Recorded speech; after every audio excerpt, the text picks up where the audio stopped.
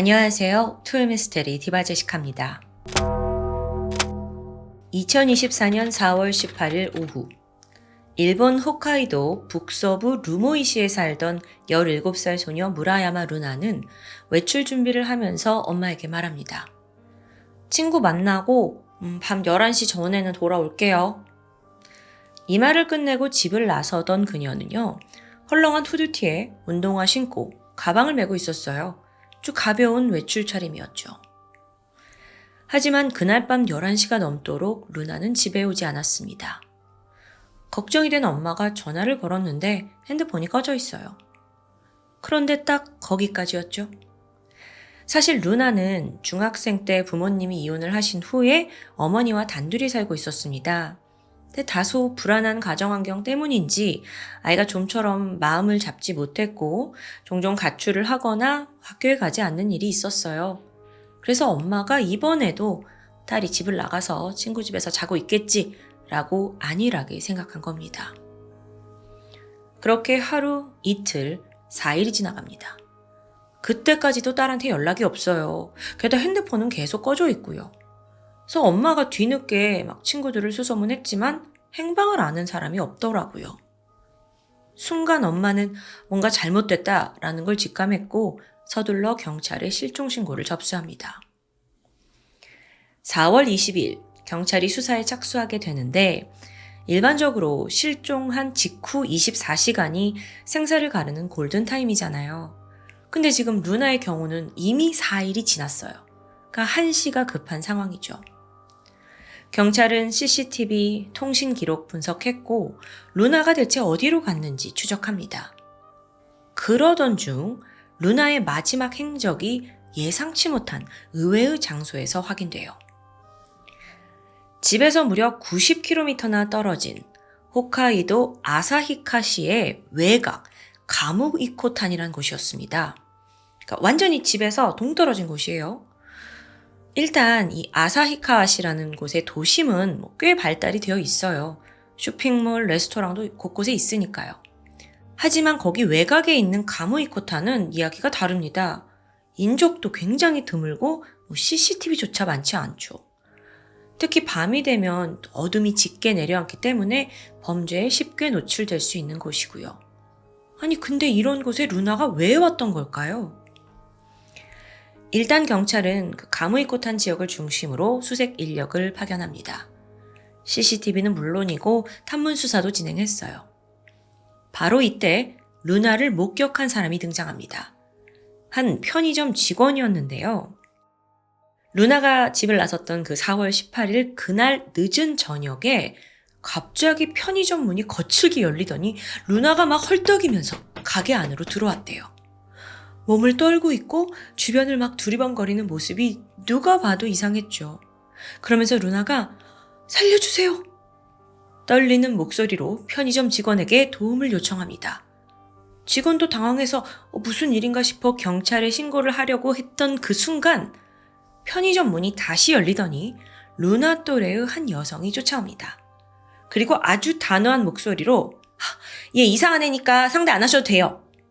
라고 하더니 루나의 팔을 강하게 끌고 빠르게 편의점을 나갔다는 거예요.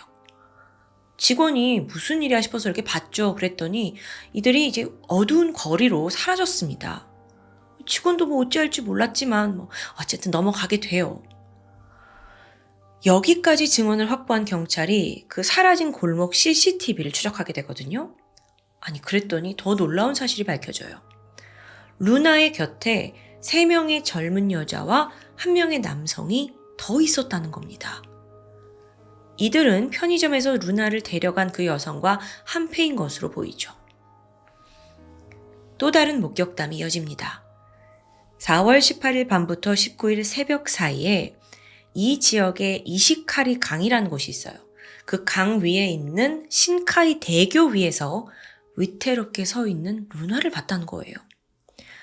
자, 이건 지금 굉장히 불길합니다. 근데 루나가 강에서 무슨 일을 겪고 실종되었을 가능성도 시사하고 있어요. 게다가 주민들이 말하길 이 이시카라 강이 폭이 넓고 유속이 빨라서 혹여나 시신을 유기하려 한 거라면 아주 적합한 장소라고 말을 합니다. 아예 한 주민은 혹시 강 속에 던져진 물체가 있었다면요. 그건 돌 사이에 걸려서 잘 떠오르지도 않아요. 불길한 얘기를 합니다. 경찰도 긴장되죠. 즉각 강 주변을 중심으로 집중 수색이 진행됐죠. 그게 무려 한 달간 이어집니다. 아니 그런데도 별다른 성과가 없어요. 시신이 나오는 것도 아니고 소지품도 없고요. 고민하던 경찰이 이때 생각을 좀 전환하게 되는데요. 계절적인 요인과 강의 흐름을 분석한 겁니다. 생각해보면 이 홋카이도의 4월부터 서서히 봄을 맞이하면서 눈이 녹기 시작합니다. 또 그 당시에 유독 비가 많이 왔어요. 즉 이 두 가지 요인으로 인해서 강의 유량이 대폭 증가했죠. 즉 시신이 하류로 더 빨리 떠내려갔을 가능성이 높은 겁니다. 그래서 경찰이 위치를 바꿔서 하류 쪽으로 수색을 확대해요. 이 판단은 정확히 들어맞았죠. 드디어 5월 하순이 돼서야 신카이 대교에서 60km 떨어진 강 하류에서 시신 한 구가 발견됐습니다. 나체 상태였는데 너무도 심하게 부패된 상태라 육안으로는 누군지 알 수 없었고요. DNA 분석과 지문 대조 끝에 마침내 그게 루나라는 게 확인됩니다. 이 시신과 함께 경찰은 루나의 옷가지와 가방을 추가로 발견했어요. 근데 여기서 이상한 점이 있었죠. 지갑과 핸드폰만 없더라고요. 물에 떠내려간 게 아니냐라고 생각할 수도 있는데 당시 가방 지퍼가 단단히 잠겨 있었습니다. 즉 범인이 핸드폰을 일부러 가져가거나 따로 유기했다고 볼 수 있어요. 부검 결과 루나의 사인은 익사입니다. 하지만요, 전신에 심각한 골절과 타박상이 있어요. 그러니까 사망 전에 어떤 폭력에 노출되었다는 거죠. 거기에 높은 것에서 떨어진 것으로 추정되는 상처도 보였고요. 그러니까 구타당하고 지금 다리에서 떨어졌다는 건데 범인을 찾아낼 수 있는 증거를 경찰은 핸드폰이라고 생각했습니다. 루나가 죽기 전에 누굴 만났는지 거기 다 기록이 있을 테니까요. 그래서 통신사뿐만 아니라 소셜미디어 회사에까지 협조를 요청해요. 다행히 모든 내역을 조회할 수 있었죠. 그 과정에서 충격적인 사실이 밝혀집니다. 루나의 DM을 열어보게 되거든요. 그랬더니 그녀가 지속적인 협박을 받았더라고요. 협박성 메시지가 가득해요. 예를 들어서 너 정말 돼지고 싶냐? 죽기 싫으면 빨리 돈 내놔. 10만엔 당장 내놔. 그런데 이 메시지가 루나가 실종된 4월 18일 기준으로 딱 멈춥니다. 그러면 누가 이 협박을 했는지 알아봐야 할 텐데 당사자를 추적해보니까 그녀는 21살의 여성 우치다 리코였습니다. 경찰이 일단 이 리코의 사진 뽑아서 앞서 그 편의점 직원 있잖아요. 보여줬죠. 그랬더니 직원이 네 맞아요. 이 여자가 그날 그 루나를 끌고 갔던 사람이에요. 긴 수사였지만 이제야 퍼즐이 좀 맞춰지는 듯 했죠. 6월 12일 사건이 발생한 지 한 달 반 만에 루나의 살해 혐의로 우치다 리코가 체포됩니다. 그런데 이 리코가 보통 애가 아니에요. 루나를 만난 사실은 인정합니다. 근데 살인을 왜 자기한테 뒤집어 씌우냐는 거예요. 강하게 부인합니다. 내가 루나 만났고 걔를 내가 다리에 두고 온 건 맞다. 근데 걔가 거기서 떨어졌는지 그냥 지가 뭘 어디 간 건지 그건 나는 모른다. 라는 입장인 겁니다. 사실 당시로서의 경찰은 리코가 협박한 사실은 DM에 다 남아있어요. 근데 진짜 살인을 했다? 상해를 했다는 부족한 증거였죠. 리코는 결코 자백을 할 자세가 아니었기 때문에 수사가 또 답보에 빠지고 말아요. 그렇게 후지부지 되려던 순간 극적으로 하늘이 해결을 돕게 됩니다. 이시카리 강이 있다고 했는데 이 이시카리 강에는 사실 대교가 두 개입니다. 하나는 앞서 루나가 발견됐던 신카이 대교고요. 또 다른 카무이 대교라는 곳이 있는데 거기 인근에서 루나의 망가진 핸드폰이 발견된 거예요. 그러니까 혹시나 하고 이쪽 대교 말고 다른 대교도 수색을 했는데 거기서 정말 우연히 발견된 거죠. 즉각 경찰은 디지털 포렌식을 통해서 내용을 복구했어요. 그랬더니 그 안에서 충격적인 동영상이 발견됩니다. 영상 속 루나는 나체 상태로 바닥에 엎드려 있었습니다. 그리고 막 눈물을 흘리면서 연신 미안하다, 잘못했다, 애걸복걸 목숨을 구걸하고 있더라고요. 동시에 화면이 막 흔들리면서 앞서 용의자인 리코와 또 다른 가해자들이 막 비웃는 소리가 들렸습니다. 깔깔대요. 그리고 영상 마지막 부분에 결국 루나가 막 공포에 떨면서 다리 안간에 앉게 되죠. 앉게 시킨 거예요. 그리고 용의자였던 리코가 그녀를 향해서 소리쳤습니다. 떨어져! 뒤지라고! 결정적인 영상입니다. 결국 이걸로 루나 살인 사건의 전말이 낱낱이 드러나게 된 거예요. 네, 이 사건 범인 리코입니다. 그런데 주범 리코 외에도 나머지 청소년들이 범죄에 가담했어요. 여기서 다른 공범 2명은요, 16살 미성년자였습니다. 그래서 신상이 공개되지 않았죠. 하지만 리코 외에 나머지 1명, 19살 코니시 유카의 신상을 경찰이 공개합니다. 사건이 워낙 중대하다 보니까 공개하는 게 맞다고 판단한 거예요. 참고로 이건 아사히카와시에서 미성년자 범인의 신상이 공개된 최초의 사건이었습니다. 자, 그러면 도대체 얘네들 다 무슨 관계였던 걸까요? 사실 몇 달 전까지만 해도 범인 리코와 피해자 루나는 서로 일면식도 없는 사이였습니다. 사는 지역도 멀리 떨어져 있고요. 그러다가 우연히 SNS에 업로드된 사진 한 장 때문에 비극이 시작된 거죠. 평소 루나는요, 조용하고 상냥한 성격입니다. 친구들한테 사랑을 받는 아이였어요. 근데 앞서 부모님이 이혼을 했다고 했잖아요.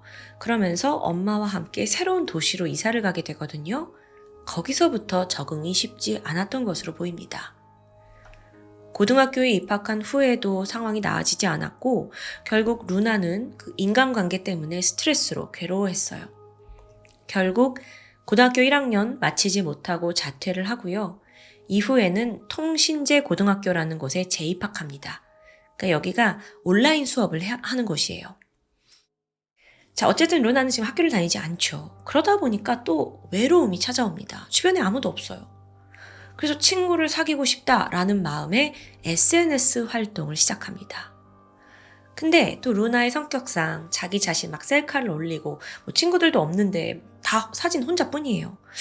이런 사진이 없어요. 그러다 보니까 그냥 인터넷을 돌아다니는 재미있는 사진, 밈 같은 거 또는 문구 같은 걸 올리게 돼요. 그러면 사람들이 나를 몰라도 이게 좀 재미있는 게시물이니까 좋아요를 누르고 태그를 해주고 이게 루나의 소소한 행복이 되어갔죠. 그러던 어느 날입니다. 루나가 우연히 누군가 되게 웃기게 라면을 먹는 사진을 발견하게 돼요. 되게 웃기다. 이거 내 거에 올리면 사람들이 되게 좋아하겠다 싶어서 별 생각 없이 이 사진을 SNS에 게시하게 되거든요. 예상대로 반응은 뜨거웠어요. 야, 저 사람 뭐냐? 진짜 라면 어떻게 저렇게 먹냐? 막 사람들 환호했고 또 조롱도 합니다. 근데 여러분, 하필 그 사진이 리코의 사진이었던 거예요. 이 리코라는 애는요, 자기 얼굴과 체형에 강한 콤플렉스를 가지고 있었어요. 그래서 사실 사진 찍히는 걸 극도로 싫어했다고 해요. 오직 과하게 그 필터를 써서 보정이 된 사진만 올렸고요. 그런데 마침 루나가 올린 사진은 보정이 없는 리코의 리얼한 모습이 찍혀있는 사진이에요. 이게 어떻게 유출이 됐는지 모르겠는데 어쨌든 이게 약간 인터넷 상에서 밈이 된 거죠. 하필 그게 리코였어요. 근데 앞서 이 리코가 보통 애가 아니라고 했잖아요. 얘는 학창 시절부터 정말 이 지역에서 악명 높은 소위 일진 출신 여성이었습니다. 자기보다 힘없는 애들 다 짓밟고 지배를 해야 직성이 풀리는 성격이에요. 게다가 화를 막 쉽게 내고 마음에 들지 않는 애 다 왕따 시키는 걸 밥 먹듯이 했다고 해요. 때리고 돈 뺏는 건 아무것도 아니었고요. 그래서 동창들 사이에서는 리코 쟤는 진짜 절대 피해야 될 애야 라고 이미 정평이 나 있습니다. 그런데 리코가 과거에서부터 그 힘없는 애들을 괴롭힐 때 위협하기 위해서 자주 했던 행동이 있어요. 바로 옷을 다 벗기고 촬영을 해두는 거죠. 이 동영상 빌미로 괴롭히고 협박하면서 돈까지 갈취했습니다. 아주 악질 중에 악질이에요. 그렇게 성인이 된 리코는 그러면 나아졌냐? 아니요. 더 비뚤어 나갔죠. 이 아사히 카와시의 유흥가를 휩쓸었다고 해요. 매일같이 술을 마셨고요. 심지어 마약 밀수에까지 손을 댑니다. 또 그러다 보니 위험한 인물들과 관계를 맺는 것도 잦았고요. 심지어 문란한 성생활을 즐겼다고 하는데 좀 민망한 내용이지만 내 기분 좀 좋아지도록 성적으로 나를 터치해라 라는 요구를 하지 않나, 또는 자기 눈앞에서 너네 둘이 성관계를 해야 된다 막 시키고 깔깔대고, 이게 앞서 단순히 그냥 학교에서 악질 일진이다 라고 생각을 했는데 사실 어른이 돼서는 더한 짓들을 저지르고 다녔던 겁니다. 근데 생각해보면 아니 무슨 직업이 있어서 그렇게 유흥을 즐겼을까? 직업 없어요. 돈을 안 버는데 유흥비는 다 주변 사람한테 거의 뺐다시피, 빌린다 하지만 뺐다시피 해서 쓴 거죠. 제대로 갚은 적 없습니다. 그러니까 점점 사람들이 그녀를 피해요. 그 돈은 떨어져 갔죠? 그러자 리코가 새로운 밥벌이를 떠올리게 되는데요. 좀 편하게 협박해가지고 구할 수 있는 방법 없나? 그러다가 눈에 들어온 게 SNS였습니다. 리코가요, 마치 하이에나가 먹이를 찾는 것처럼 SNS를 돌아다니면서 만만한 상대를 찾아다녀요. 그러다가 누구를 딱 찾으면 걔네 게시물, 주변 인물을 샅샅이 관찰했고 치명적인 약점을 잡아냅니다. 그게 예를 들어 주변에 알려지기 싫은 부분을 잡아내는 건데 불륜, 성추행 같은 걸 찾는 거죠. 이것도 보통 일이 아닐 텐데 어떻게 했는지는 자세히 알려지지 않았어요. 그래서 이걸로 돈을 벌어온 건데 참 나쁜 의미로 대단해요, 대단해. 차라리 일을 그냥 하지. 어쨌든 그런 와중이었습니다. 리코의 레이더에 루나가 들어와요. 심지어 자기 얼굴 사진을 올리고 조롱거리로 만들었죠. 리코 입장에서는 분노도 치밀었지만 얘가 딱이다 싶은 거예요.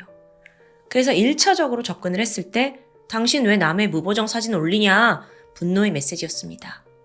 근데 또 루나는 소심해요. 그래서 너무 미안하다 라고 답을 보냈지만 그 오는 답만 봐도 내가 쉽게 통제할 수 있겠는데 좋은 먹잇감이라는 걸 본능적으로 알게 된 거죠. 그때부터 무서운 협박이 이어졌습니다. 너 내가 누군지 알아? 이런 XX년아, 너 내가 찾아가서 죽일 거야. 위협과 욕설이 쏟아졌어요. 이게 17살 루나가 감당하기엔 너무 무섭죠. 그래서 결국 끝으로 화해금 명목으로 10만 엔, 그러니까 한화 한 100만 원 정도를 리코가 요구합니다. 루나도 너무 겁에 질려서 어찌어찌 돈을 마련해가지고 네 돈을 보낼게요 라고 굴복했어요. 근데 또 하필 여기서 문제가 발생합니다. 돈을 보내려고 하는데 마침 그때 은행에 기술적인 문제가 있어서 제때 돈이 들어가지 못한 거예요.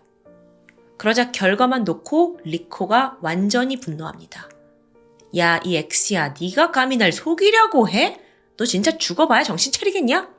막 협박 메시지가 쏟아져요. 루나 너무 무섭죠. 정말 이 여자가 리코가 날 찾아와서 나는 물론이고 엄마까지 해친다고 생각하니까 잠을 이룰 수 없습니다. 그래서 결국 그녀는 리코를 직접 만나서 정중히 사과를 하고 돈을 주겠다라고 약속하게 되는데요. 그렇게 4월 18일 한 역 앞에서 두 사람이 마주합니다. 이때 리코는 혼자 나오지 않았어요. 앞서 3명의 공범이 있었잖아요. 같이 나온 거예요. 그래서 루나를 맞닥뜨리자마자 무리를 시켜서 루나를 강제로 차에 태웁니다. 그리고 자기의縄張리인 아사히 카와시로 향하게 되죠. 이동하는 내내 리코와 공범들은 루나에게 폭언과 폭행을 퍼부었습니다. 심지어 루나를 성추행하고 수치심까지 들게 만들었죠. 당시 루나가 한 4시간 정도 차에 갇혀 있었어요. 그리고 고문에 가까운 학대를 견뎌야 했죠. 그러다가 이제 아사히 카와시에 도착을 해서 근처 편의점에 잠깐 차를 세우게 되거든요. 근데 약간 경계가 느슨해진 거예요. 그 틈을 타서 루나가 빠르게 탈출한 거고요. 편의점 가서 살려달라 도움을 요청했지만 이게 또 결국 무산됐죠. 그때 살 수 있는 기회였는데. 근데 어쨌든 이렇게 루나가 돌발 행동을 했다는 것에 리코가 분개합니다. 그리고 어두운 골목으로 끌고 가서 죽기 직전까지 그녀를 폭행하게 돼요. 다시 차에 실어서 이 무리가 향한 곳은 신카이 대교였습니다. 범인 리코는 이 동네 출신이에요. 그래서 여기가 인적도 드물고 CCTV가 없다는 것을 잘 알고 있었습니다. 그런데 막상 도착해보니까 예상보다 지나가는 차가 많더라고요. 야, 안 되겠다 싶더니 바로 행선지를 바꾸게 되죠. 신카이 대교에서 3km 떨어진 카무이 대교가 다음 장소였습니다. 공범들은 차에서 루나를 끌어내렸고 옷을 모두 벗겨요. 불길함을 이제 감지한 루나가 제발 살려달라고 막 울부짖었죠. 근데 범인들은 깔깔대면서 동영상 찍고 있습니다. 그리고 잠시 후 루나를 다리 난간에 앉힌 리코는 뛰어내리라고 강요한 거예요. 그 당시에 루나가 어떤 심정이었을까? 이미 4-5시간 계속 학대와 조롱, 성적 수치심 속에서 고통을 받았어요. 어쩌면 더 이상 살려달라는 말도 무의미했다고 느꼈을 수도 있습니다. 차라리 죽는 게 낫겠다라는 생각에 루나가 다리 아래로 몸을 던진 겁니다. 그녀가 죽은 걸 확인한 리코는 루나의 지갑, 핸드폰 챙겼고요. 핸드폰은 조금 가서 다리 멀리 이제 던져버렸어요. 그리고 공범들과 유유히 현장을 떠났죠. 얘네 정말 나쁜 애들이죠. 추후에 밝혀진 그 사항들이 있습니다. 그 공범들 중 얼굴이 밝혀진 유카. 유카는요, 단순히 그날만 연루된 게 아니더라고요. 애초에 협박 메시지를 보낼 때부터 이 주범인 리코의 범행을 도왔던 것으로 드러납니다. 이 두 사람, 그러니까 유카와 리코, 좀 유치하지만 옛날에 그런 거 있잖아요. 뭐 엑스 언니, 뭐 이런 약간 주종 관계에 있던 날라리 언니 동생이었던 것 같아요. 끼리끼리 어울린다더니 유카 또한 그러다가 이런 엄청난 범죄에 스며들게 된 겁니다. 그리고 또 유카와 리코에 대해서 충격적인 사실이 드러나게 되는데, 일단 유카는요, 예상했던 대로 어릴 때부터 일진들하고 어울리는 거 좋아하고 학교 폭력 일삼고 선생님에게조차 폭언을 하던 문제아였습니다. 그러다가 최고 악질인 리코와 친해졌어요. 성인이 돼서도 두 사람이 함께 술집과 유흥가를 활보했죠. 심지어 범행을 저지른 지 3일 후에 함께 막 신나게 노래하면서 드라이브하는 영상을 SNS에 업로드했더라고요. 뿐만 아니라 이 두 사람이 그렇게 놀면서 의외의 인물들과 술자리를 가졌다는 사실이 드러납니다. 심지어 그들이 누구냐? 다름 아닌 아사히 카와시의 경찰들이었어요. 와, 이게 좀 무슨 상황인가 싶은데, 앞서 리코라는 그 여자애가 되게 군림하는 걸 좋아하는 성격이라고 했잖아요. 그래서 그녀는 나이가 20대 초반, 아직 어린데도 불구하고 이 지역에 좀 돈 있고 힘 있는 권력자들과 만나는 걸 즐겼다고 해요. 이에 더해 원하는 관계까지 해주면서 인맥을 이어왔던 것으로 밝혀집니다. 근데 그러면서 내가 이런 사람들 알아. 마치 나도 그들과 동등한 권력을 가진 듯한 그 기분을 즐긴 거겠죠. 왜 어른들도 그런 사람 있잖아요.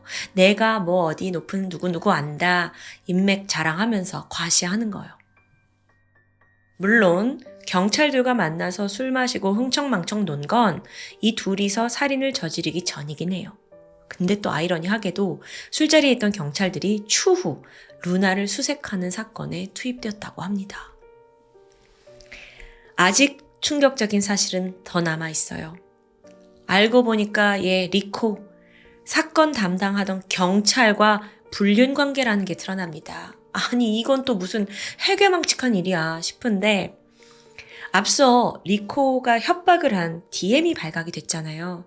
그래서 그 경찰 조사를 받을 그때쯤인데 우연히 유흥가 바에서 만난 경찰과 이미 4월부터 불륜 관계를 지속해 왔더라고요. 심지어 그 경찰은 경위급의 좀 높은 직책이었다고 해요. 아니 무슨 경찰이 이런 지역의 일진날라리하고 불륜을 저지르냐고요. 이게 밝혀지면서 일본 경시청도 부인을 하지 않았어요. 문제의 경찰은 경무과로 자천당했고 더 욕을 먹었죠. 또 아이러니하지만 유카와 리코 이 날라리들 덕분에 홋카이도 경찰이 얼마나 부패했고 부도덕한지가 모두 드러나게 되었습니다. 자, 이제 판결이 남아있는데 2024년 6월 리코와 유카는 살인, 강제추행, 강금, 공갈 혐의로 재판에 회부됩니다. 그리고 현재까지도 재판은 진행 중이에요. 현재 이 사건은 일본에서 굉장히 큰 주목을 받고 있다고 해도 과언이 아닙니다. 특히나 범인 리코가 어떤 사람인지 정말 까면 깔수록 너무 악질이잖아요. 그러니까 많은 사람들이 비난을 퍼붓고 있죠. 또 흔하지 않은 약간 악녀 범죄자 같은 캐릭터니까요. 그래서 여론도 이 두 사람에게 극형을 내려야 한다라는 쪽으로 기울고 있는데 과연 일본 법정이 어떤 판결을 내릴지는 좀 더 지켜봐야 할 것 같습니다. 마지막으로 제 개인적인 생각을 좀 덧붙이고 싶은데 저는 사실 오늘 사건을 보면서 이게 그냥 이웃나라, 남의 일이라고 생각되지 않았습니다. 왜냐면 과연 누가 리코와 유카를 괴물로 만들었을까? 라는 질문이 좀 들었어요. 여기엔 분명 학교와 사회의 영향도 있지 않을까요? 애초부터 학폭으로 악명 높던 아이들이에요. 근데 왜 학교에서 더 엄하게 처벌하지 못했을까요? 더 나아가서 학폭이라는 그런 꼬리표를 달고 사회에 나오면 얼마나 불이익을 당하는지 그걸 왜 사회가 처절히 일깨워주지 못했을까요? 그 무서움을 좀 알았더라면 오늘과 같은 살인사건으로 이어지지 않았을까 하는 생각이 들었습니다. 물론 애초부터 악마로 태어난 아이들의 성향까지는 바꿀 수 없죠. 하지만 누군가 그걸로 변해가는 과정을 최소한 어른들과 사회가 막아줘야 하지 않을까 하는 게 저의 의견이었습니다. 지금까지 토요미스테리 디바제시카입니다. 안녕하세요. 토요미스테리 디바제시카입니다. 2006년 5월 21일 이른 아침 베이징 난화시에 있는 철거 직전의 오래된 주택에서 한 여성의 끔찍한 시신이 발견됩니다. 피해자의 상태가 너무 끔찍했어요. 옷은 반쯤 벗겨져 있었고 얼굴과 몸은 얼마나 폭행을 당했는지 퉁퉁 부어서 알아보기도 힘들었고요. 게다가 두피와 하체에 화상 자국도 나 있습니다. 이러다 보니 처음 시신을 발견한 사람들은 이 여성이 무슨 큰 원한을 져서 혹시 조폭한테 살해당한 거 아니야? 라고 생각했을 정도였어요. 곧이어 피해자의 신원이 확인됩니다. 그녀는 36살이던 주부 딩 샤오옌. 베이징에서 아주 단란한 가정을 꾸리고 살아오던 평범한 주부예요. 지난 1992년에 같은 고향 출신의 남편과 결혼을 했고 둘 사이에 아들을 하나 갖게 되죠. 부부가 함께 작은 슈퍼마켓에서 직원으로 일을 하면서 성실하게 살았는데 아이가 점점 커가면서 좀 더 많은 돈을 벌고 또 도시에서 키우고 싶어서 2000년 베이징으로 이주해 왔습니다. 딩샤오에는 여기서 남동생과 같은 회사를 다니면서 막 자리를 잡은 참이었죠. 사건이 발생한 건 2006년 5월 21일 새벽 1시가 넘어갔던 시간으로 추정됩니다.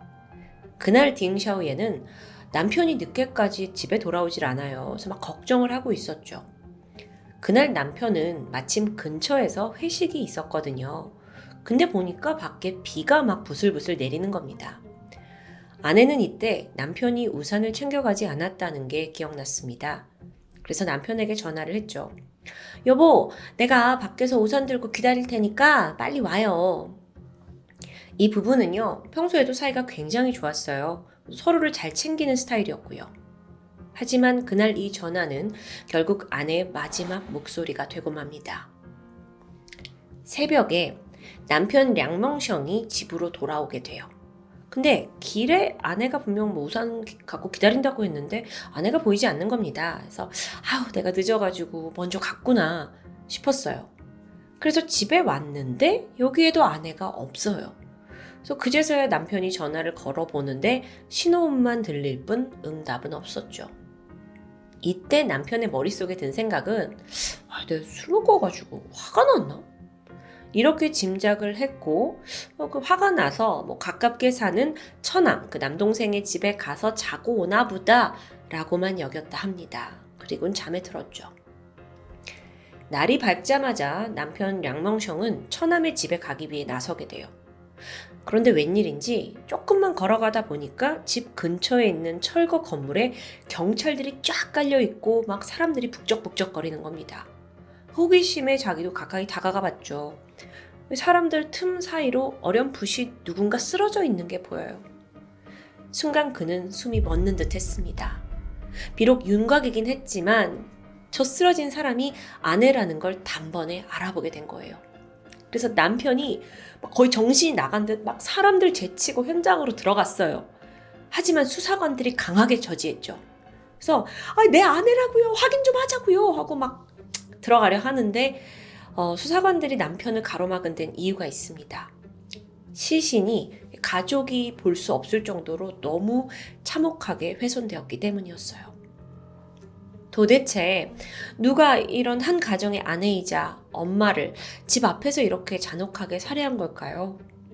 이 가정은요, 이후에 산산조각 났습니다.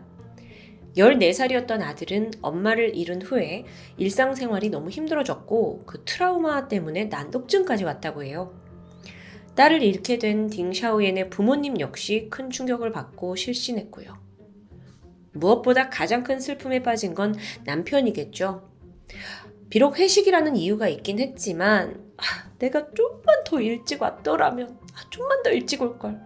그러니까 모든 게 자기 탓인 것 같아서 자책에 빠졌습니다.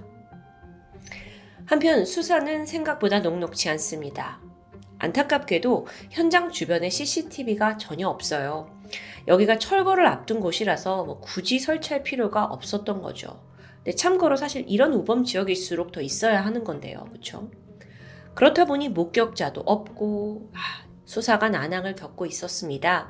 그런데 여기서 영역을 좀 확대해서 주변을 탐문하던 중 마침 경찰은 사건 발생 같은 날 근처에서 또 다른 폭행 사건이 있었다는 걸 알게 돼요. 근데 보니까 이 피해자가 무차별 폭행을 당했고 또 무엇보다 신체에 화상을 입었대요. 이 수법이 좀 비슷한 것 같은데? 다행히 그 현장에는 CCTV가 있었습니다. 그래서 경찰은 혹시나 동일범의 소행이 아닌가 이런 의심을 하다가 CCTV 속 인물들을 자세히 살펴보게 됩니다. 그들은 한 명이 아니었어요. 무려 4명입니다. 남자애 2에 여자애 2까지 미성년자 청소년들이었죠. 일당은 모두 PC방에서 검거되었습니다. 한가로이 게임을 즐기던 중에 경찰이 갑작스럽게 들이닥쳐서 잡은 거예요. 근데 4명 모두 뭐 하면서 양심의 가책을 느끼는 모습은 전혀 보이지 않았습니다. 자, 경찰은 일단 이 사건이 카메라에 잡혀있는 그 폭행 사건 때문에 아이들을 검거한 거잖아요. 근데 이거 외에도 근처에서 살해된 주부 딩샤오엔 사건에 대해서도 혹시 니들이 저지른 거 아니냐라고 추궁하기 시작해요. 근데 일당이 뭐라고 하냐면 네, 그것도 저희가 한 거예요. 순순히 범행을 자백합니다. 그러니까 이게 너무 이렇게 쉽게 수월하게 인정을 하니까 경찰이 당황스러워했죠. 그래서 니네 왜 도대체 그런 짓을 벌였니? 라고 물었는데 그중 한 명의 답변이 가관이에요. 지루해서요. 비명을 듣는 게 좀 흥분되기도 했어요. 사실 수사 초기에 다들 이게 원한 범죄라고 생각을 했거든요. 그러니까 워낙 잔혹하게 훼손이 되어 있었으니까요. 그런데 범인과 이 피해자 간에는 사실 일면식조차 없었던 거예요. 그냥 죽인 거래요. 그래서 참다 못한 경찰이 야, 니네 감옥 갈 걱정은 안 했어? 이렇게 화를 냅니다. 그러자 반응이 황당했죠. 우리는 어려서 안 무서워요. 정말 너무 파렴치하고 뻔뻔한 범인들의 정체.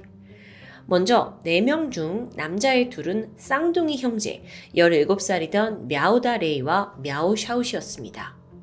이들은 소수민족인 묘족 출신인데 굉장히 가난한 집안에서 자랐어요. 그래서 기본적인 교육조차 제대로 받지 못했죠. 부모는 일찌감치 헤어졌고 두 형제는 모두 아버지와 살고 있습니다. 근데 또 아버지가 먹고 살아야 되니 또 일이 바쁘다는 이유로 집에 와서는 정말 잠깐 잠만 자고 야, 밥 니들이 알아서 해먹어 하면서 돈만 좀 쥐어쥐고 너무 성의 없이 형제를 길러온 거예요. 그렇게 쌍둥이 형제는 학교에서 문제아가 되었고요. 결국 중퇴를 한 뒤에 자잘한 절도를 저지르면서 돈을 법니다. 근데 이러면서 또 연애를 했어요. 그 일당으로 잡혀있던 여자애 2명이요. 각각 PC방에서 만났다는데 19살의 옌리나 그리고 16살의 레이 주원이었죠. 이 두 소녀 또한 가출 청소년입니다. мя오 형제는 자신들의 여자친구 둘을 아예 집에 데려와서 같이 살았습니다. 뭐 아버지는 잠만 자고 가는 집이니까요. 그래도 이때 아버지가 야, 너 지금 뭐하는 짓이냐 하고 막 화를 내요. 하지만 애들은 꿈쩍도 하지 않았죠. 그래서 그냥 마주치지만 않으면 될 거 아니냐라는 생각에 아버지가 일하러 가는 낮에는 애들끼리 집에서 모여 있고 또 아버지가 퇴근할 시간이면 밤이니까 밖으로 나와서 주변을 어슬렁거리게 됩니다. 그러다가 용돈 좀 생기면 노래방, PC방 가고요. 근데 그마저도 돈이 떨어지잖아요? 그러면 다시 이제 길거리 나와서 돈을 구할 궁리를 하는 거예요. 그러다가 선택한 건 강도짓이었고요. 얘네들이 야, 우리 그냥 사람들 협박해서 돈 뺏자. 이렇게 마음을 먹습니다. 사건 당일에도 그들이 한적한 골목을 막 돌아다니면서 한 명 한 명, 총 5명의 행인을 폭행하고 돈을 뺏는데 성공했어요. 근데 얘네들이 이걸 하루 안에 다 저지른 거잖아요. 해보니까 이게 너무 짭짤한 거야. 야, 씨, 우리 이 방법 왜 이제 알았지? 하루에 5명도 모자랐습니다. 그래서 바로 다음 타겟을 찾게 되죠. 그런 그들의 눈에 들어온 게 그 새벽녘 길가에서 남편을 기다리던 딩 샤오엔이었고요. 그날 딩 샤오엔은 이 4명의 아이들이 자신 쪽을 향해서 다가오는 걸 느끼게 돼요. 딱 봤더니 얼굴이 좀 앳되고 어린 학생들이에요. 그래서 별로 신경을 쓰지 않으려 했죠. 그런데 갑자기 넷이서 길막을 하더니 그녀를 살살 둘러싸요. 딩 샤오엔이 깜짝 놀라서 이게 무슨 상황인가 하던 중에 그 여학생이던 옌리나가 그녀에게 막 돌진해버립니다. 그러면서 둘이 같이 넘어져 버렸어요. 자, 이때를 놓치지 않고 쌍둥이 형제 중에 형이었던 мя오다리가 화를 내면서 말합니다. 아줌마, 내 여자친구 넘어졌잖아요. 아니, 너무 황당하죠. 아니, 자기가 부딪힌 게 아니라 지들이 돌진해와가지고 넘어진 건데. 그래서 아니, 무슨 소리냐고. 이 아이가 지금 스스로 넘어진 거다. 근데 이게 뭐 애들이 지금 애초부터 작정하고 꾸민 일이라 이런 말이 먹히지가 않습니다. 그러더니 мя오다리가 다짜고짜 딩샤오엔의 뺨을 때려요. 다 필요 없으니까 돈이나 내놓으라고 협박했죠. 4명의 아이들한테 둘러싸여 있는 딩샤오엔은 큰 공포를 느꼈고요. 서둘러 주머니 뒤져서 한 2만 원 정도 돈을 내밀어요. 근데 애들이 말하기를 아줌마 이게 다야? 즉각 мя오다레이가 그녀의 몸을 막 뒤지더니 급기야 가지고 있던 핸드폰도 뺏어갑니다. 자, 어쨌든 이렇게 뭐 돈 될 만한 것들을 가져갔으니까 이 무리를 피해갈 수 있으리라 생각했어요. 하지만 이때 마오 형제가 주변에 있던 나무 막대기를 줍더니만 그걸로 무작정 딩샤오엔을 구타하기 시작합니다. 다 뺏어갔는데도요. 딩샤오엔은 제발 이러지 말라고 막 애원했어요. 내 아들도 14살인데 니네 또래고 나는 어머니 뻘인데 왜 이러냐고요. 근데 이 미친 10대들은 듣질 않아요. 급기야 앤리나는 그 말을 듣고 딩샤오엔을 더 거세게 때렸고요. 이 옌리나라는 아이는요. 부모님이 이혼을 한 후에 야 네가 돌봐, 아야 나 네가 돌봐 하면서 막 서로 돌보지 않겠다고 애를 버린 사람들입니다. 그러니까 애가 거기에 대한 트라우마가 있죠. 근데 마침 이때 그 어머니 뻘 되는 사람이다. 어머니라는 그 말이 이 아이의 분노 버튼을 누르게 된 겁니다. 그리고 M1 피해자에게 막 쏟아낸 거예요. 정말 이 상황이 지금 애들 4명이서 그냥 딩샤오엔을 무차별하게 폭행해요. 악마 그 자체예요. 그러면서 막 깔깔 웃고 야야 막대기 주대가 왜 네가 때려봐. 막 이렇게 번갈아 가면서 폭행을 저질렀고요. 그러다 결국 옷까지 벗겨집니다. 밖에 살이 드러났어요. 근데 마침 이때 мя우다레이가 주머니에 있는 라이터를 꺼내들어요. 그러고는 피해자의 하반신과 머리카락, 두피에까지 불을 붙이죠. 딩샤오엔이 막 깍 비명을 질렀지만 일당은 뭐 겁을 먹지도 않고 주저하지도 않아요. 오히려 엽기적인 폭행에 막 흥분감을 느끼면서 더 멈추지 않는 겁니다. 자, 이 상황이 꽤 드라마틱해요. 근데 정말 이걸 본 목격자가 아무도 없었느냐? 그건 아니었어요. 인근 주민들, 피해자가 막 소리 지르고 살려달라 하는 거 비명소리 분명 들었습니다. 하지만 밖으로 나오는 사람은 없었죠. 심지어 지나가는 차량도 있었거든요. 그런데 아무도 멈춰서 이 집단 구타를 당하고 있는 그녀를 구해주러 오지 않았던 거예요. 결국 시간이 지나면서 딩샤오엔의 비명소리는 잦아들었고 미동도 없어집니다. 그제서야 이 4명은 주머니를 뒤져서 남은 지폐를 챙기고는 담담히 자리를 뜨게 된 거죠.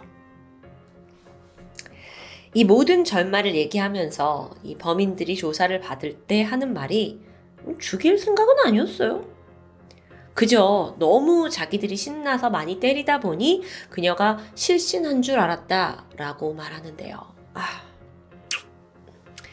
мя우다레이의 진술에 따르면 그들은 그날 딩샤오옌까지 포함해 총 6명을 폭행했습니다. 첫 번째 피해자는 폐지를 줍던 할머니. 그날 할머니의 이 살갗 부분에 몸에 불을 붙이는 행동을 했는데 그걸 한 번 한 게 너무 재밌었다는 거예요. 그렇게 잔뜩 흥분이 되면서 이후 4사람을 더 때리고 폭행했고 그 기분이 정말 최고조에 이르렀을 때 마주친 게 바로 딩샤오엔이었습니다. 그래서 그렇게 시신의 상태가 처참했던 거고요. 근데요, 정말 황당한 게 범인 мя우다레이는 자기가 뭐 이렇게 폭행을 했고 저렇게 때렸고 불을 붙였고 막 이런 걸 설명하면서 연신 막 눈썹을 들썩거리면서 깔깔 웃어댔어요. 그래서 막 이렇게 제가 확 돌려서 배를 팍 찼거든요. 그 바로 힘없이 쓰러지더라고요. 막 이지랄 떠는 거예요. 4명의 미성년자가 저지른 살인사건. 재판 결과는 어떻게 되었을까요? 이게 미성년자라서 혹시 법망을 피한 건 아닐까요? 일단 1심에서 법원은 고의상해 및 강도죄로 주범격인 мя우다레이와 옌리나에게 17년 그리고 마오 사오시에게는 14년의 징역형을 선고합니다. 마지막으로 가장 나이가 어린 레이주어는 범행 당시 16살 생일이 지나지 않은 상태였기 징역 9년만 선고됐다고 해요. 다들 미성년자였긴 했지만 그래도 나름의 형량을 받은 것 같죠. 하지만 유가족, 특히 남편 량멍숑은 이걸 받아들일 수 없었다고 해요. 너무도 악질적인 범행이었는데 형량이 가볍다고 느껴진 겁니다. 그래서 항소했어요. 다시 열린 2심에서 주범 мя우다레이는 결국 이 범행이 너무도 잔인하다는 이유로 무기징역으로 형량이 변경됩니다. 그런데 다른 가해자들에 대한 판결은 기존의 형량이 유지되었죠. 자, 그런데 이쯤 되니 언급하지 않은 사람들이 등장합니다. 바로 가해자들의 부모예요. 뭐라고 하냐면 용서 좀 해주세요. 워낙 가난한 환경에서 힘들게 자란 아이들이에요. 교육이 필요하다고요. 이런 이기적인 호소를 펼치는 겁니다. 아니 지들이 잘못해서 애들을 잘못 기르니까 애꿎은 사람이 죽게 된 건데 저는 사실 이건 부모한테도 책임이 크다고 생각해요. 근데 그 мя오 쌍둥이 형제의 아버지가 인터뷰를 통해서 가난을 탓했죠. 아이고 나도 유가족한테 보상하고 싶어요. 근데 지금 뭐 먹고 살 돈이 없어서 나 음식하고 옷조차 사지 못하는 상황이라고요. 그니까 내가 할 수 있는 건 뭐 진심으로 사과하는 것밖에 없죠. 이거 진짜 사과 맞아요? 사과인지 그저 동정을 호소하는 건지 좀 헷갈리는데요. 일면식도 없는 행인을 그저 재미로 죽인 4명의 청소년들. 얘네들은 애초부터 악마로 태어난 걸까요? 아니면 어른들의 무관심이 키워낸 악마일까요? 그 확실한 답은 알 수 없지만 적어도 가까운 어른들의 충분한 관심과 또 적절한 훈육이 있었더라면 이런 비극을 막을 수 있었을지도 모른다는 생각이 듭니다. 이 사건의 최종 선고가 내려진 건 2008년 1월. 현재가 16년이나 지난 상황이니까 이 범인들 중 2명은 이미 감옥을 나와서 이제 멀쩡히 사회생활을 하고 있겠네요. 그 둘, 그리고 아직 감옥에 있는 둘, 이 총 4명은 과연 자신의 죄를 진정으로 뉘우치고 있을까요? 지금까지 토요미스테리 디바제시카였습니다.